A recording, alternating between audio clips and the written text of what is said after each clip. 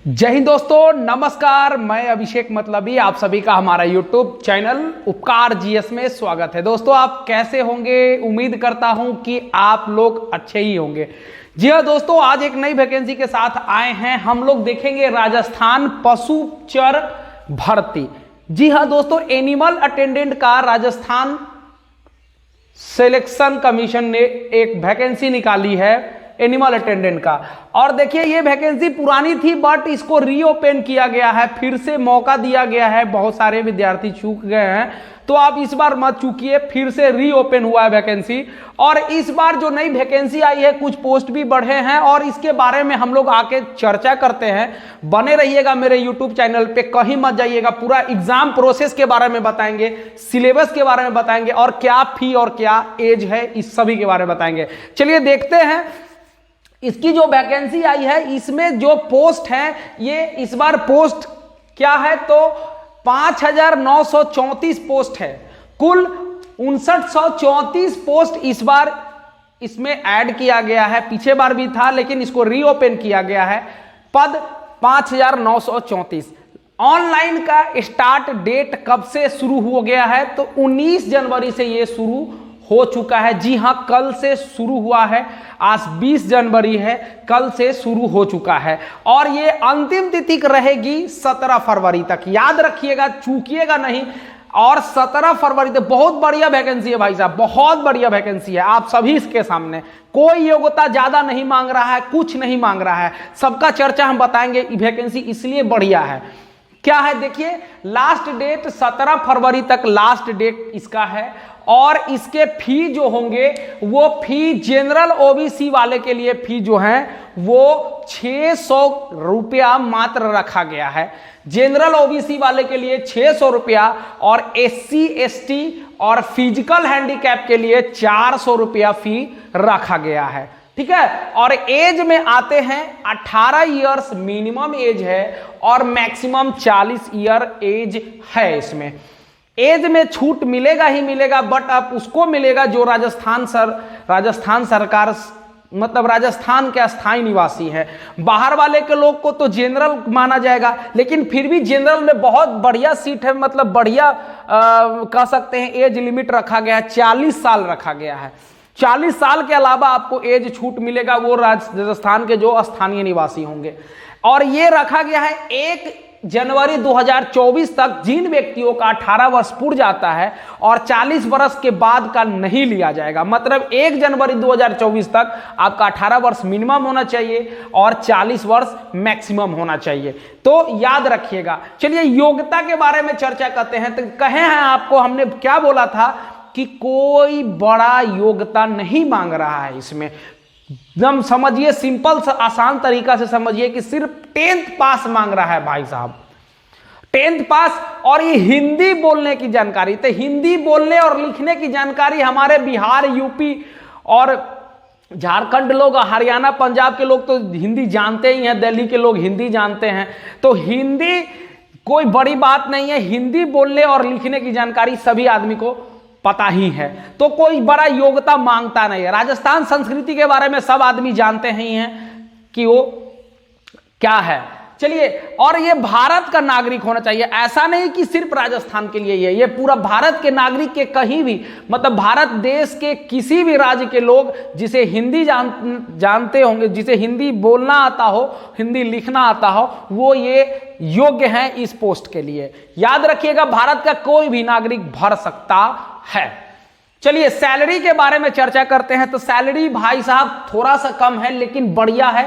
अगर आज के समय में नौकरी मिल रहा है तो कोई भाई कहते हैं ना कि भगवान मिल जाते हैं रोड पर। हर कदम बढ़ाइएगा आपको भगवान का घर दिख जाएगा, भगवान का मंदिर ही दिख जाएगा, लेकिन नौकरी नहीं मिलेगा भाई। अगर नौकरी हमको छोटा सा ही मिल रहा है, हमारे लिए बहुत बड़ा बात है। अगर हम बिहार के हैं तो हम लोग तो बिहार से तो ज़्यादातर नौकरी पे ही दाव करते हैं और नौकरी को ही चाव रखते हैं कि मेरा एक सरकारी नौकरी हो जाए। तो सरकारी नौकरी में जो लेवल 1 का वेतन है, समझ जाइए कि 1800 ग्रेड पे के आसपास में है। 1800 ग्रेड पे सैलरी इसकी बनेगी ज़्यादा से ज़्यादा 24 से 25 हजार रुपया। 25,000 रुपये प्रति माह के प्लस में आपको सैलरी मिलेगी ही मिलेगी। तो 24-25 हजार रुपया कम नहीं है, ज्यादा है, बहुत अच्छा है, आप सरवाइव कर लीजिएगा। चलिए आगे देखते हैं इसके बारे में कि इसका क्या है। हम लोग पढ़ते हैं कि भाग, अब देखेंगे कि एग्जाम कैसा लेगा, एग्जाम कैसा लेगा, कौन कितने कितने भाग में बांटा गया है। तो 2 भाग में एग्जाम को बांटा गया है, भाग 1 भाग 2। भाग अ और ब, मतलब भाग अ में प्रश्नों की संख्या 105 प्रश्न रहेंगे, जी हां भाग अ में, ठीक है। और भाग ब में 45 प्रश्न रहेंगे। भाग अ में 105 अंक रहेंगे, मतलब 5 प्रश्न रहेंगे, उसके 105 अंक ही रहेंगे, मतलब एक क्वेश्चन का 1 अंक दिया जाएगा भाई। और भाग ब में 45 मार्क्स रहेंगे, जिसमें कुल अंकों की संख्या 45 रहेंगे, मतलब एक क्वेश्चन के लिए 1 मार्क्स। और ये 3 घंटे का समय अवधि रहेगा, दोनों मिला के 3 घंटा। आपको 3 घंटा में ये 150 क्वेश्चन, कुल क्वेश्चन हो जाएंगे 150, कुल 150 क्वेश्चन हो जाएंगे भाई साहब। 45 और 105 कुल 150 क्वेश्चन हो जाएंगे। और 150 क्वेश्चन का समय अवधि रहेगा 3 घंटा। मात्र 3 घंटा में आपको ये प्रश्नों की क्या करना है, प्रश्नों का उत्तर देना है। चलिए कुछ नोट आके बारे में पढ़ते हैं, जिसे नोटिफिकेशन में जारी किया गया, देखते हैं क्या है नोट में। तो नोट में क्या कहता है, सभी प्रश्न ऑब्जेक्टिव होंगे। जी हां, सभी प्रश्न ऑब्जेक्टिव ही होंगे।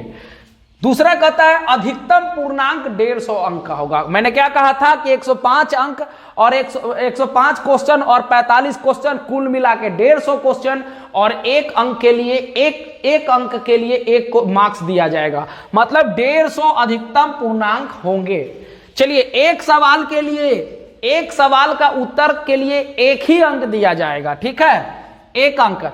गलत उत्तर देने पे आपको 1/4 अंक काट लिए जाएंगे, मतलब 4 गलती होगा तो 1 सही उत्तर आपका काट लिया जाएगा, ठीक है, जैसे कि नॉर्मली होता है। खैर बहुत सारे में, रेलवे में, बैंक में इसमें 1.3 करके होता है, लेकिन यहां पे आपको 1/4 मतलब 2.25 0.25 अंक, मतलब 4 पर 1 अंक काटे जाएंगे। न्यूनतम 40% अंक लाना अनिवार्य है, नहीं तो आप फेल घोषित कर दिए जाएंगे। 40% मतलब आपको मेरिट बनाना है, मेरिट लिस्ट में आना है, तो आपको 40% अंक लाना जरूरी है। 40% अंक लाइएगा, मतलब कि 150 क्वेश्चन में आपको 40%, 15 चौका 60, मतलब 60 अंक लाइएगा, तब आप पास होइएगा, नहीं तो फेल घोषित कर दिए जाओगे। तो 60 अंक कोई बड़ी बात नहीं है, आप आराम से ले आइएगा। और क्या सिलेबस है इसके बारे में देखते हैं। एग्जाम सिलेबस क्या है, भाग अ और ब में क्या कहता है। भाग अ ब में कहता क्या है कि भाई साहब 10th पर आधारित प्रश्न रहेंगे। राजस्थान सरकार में जो 10वीं की परीक्षा होती है उसी के आधार पर, ये नहीं कि पूरा भारत में हर स्टेट का अलग अलग 10th का आधार होता है, उस टाइप से नहीं होगा। सिर्फ राजस्थान सरकार पे जो 10वीं की परीक्षा, तो नॉर्मली जो वहां पढ़ते हैं हम लोग भी वहीं पढ़ते हैं। क्या पढ़ते हैं, भूगोल पढ़ते हैं, गणित पढ़ते हैं, विज्ञान पढ़ते हैं, नागरिक शास्त्र पॉलिटी पढ़ते हैं, इतिहास पढ़ते हैं, कला संस्कृति और समान अध्ययन पढ़ते हैं। तो ये नॉर्मली शब्द आदमी सभी जगह पढ़ाया जाता है। तो 10th बेसिस पर ये भाग अ में प्रश्न पूछे जाएंगे। भाग ब में क्या कहता है, थोड़ा मोड़ा पशुपालन की जानकारी होना चाहिए। तो आप जानते ही हैं कि हम बिहार यूपी वाले लोग तो गांव में अगर 4 गो गाय 3 गो गाय न रहा तो फिर बेकार हम यूपी में और बिहार में है। 4 गाय दूध तो हम अपने दुहेंगे, चारा तो हम अपने लाएंगे। तो घबराने की कोई बात नहीं है। पशुपालन का सामान्य ज्ञान सभी आदमी को, सभी बिहारी व्यक्ति को जानते हैं। यूपी वाले, बिहार वाले खासकर ज्यादातर जानते हैं, और हम में भी जानते हैं। हम कौन बाहर से आइलिए, हम तो यो जाने चाहिए कि पशुपालन केना भई छै, चारा कखनी देबै, बीमारी की होई छै न पता करे के चाहिए ना, तो ये सब पता हम लोग को मालूम रहता है। तो कोई बड़ी बात नहीं है, पशुपालन का जानकारी होना चाहिए जिसमें चारा, बीमारी, रख रखाव, पर्यावरण, ये सब कुछ का जानकारी। तो ये आपके मात्र 45 प्रश्न इससे पूछे जाएंगे। अब भाग 1 में 105 प्रश्न, कुल 150 प्रश्न पूछे जाएंगे। तो ये आपका एग्जाम सिलेबस रहा, ये आपका एग्जाम पैटर्न रहा, और ये कुछ डिटेल्स रहे जो ऑनलाइन डेट वगैरह, फी वगैरह, योग्यता वगैरह। कोई बड़ी बात नहीं है, आप लोग इसको देखिए, और बहुत बढ़िया वैकेंसी है, आप लोग भरिए जरूर। रीओपन हुआ है, इस बार मत छूटिएगा। चलिए, अगर आपको मेरा वीडियो अच्छा लगता हो तो प्लीज मेरे वीडियो को लाइक करें, शेयर करें और सब्सक्राइब कर दीजिएगा, घंटी जरूर बजा दीजिएगा ताकि नई वीडियो आपके सामने, आपके समक्ष प्रस्तुत हो सके। मिलते हैं अगले वीडियो में, तब तक के लिए जय हिंद, नमस्कार।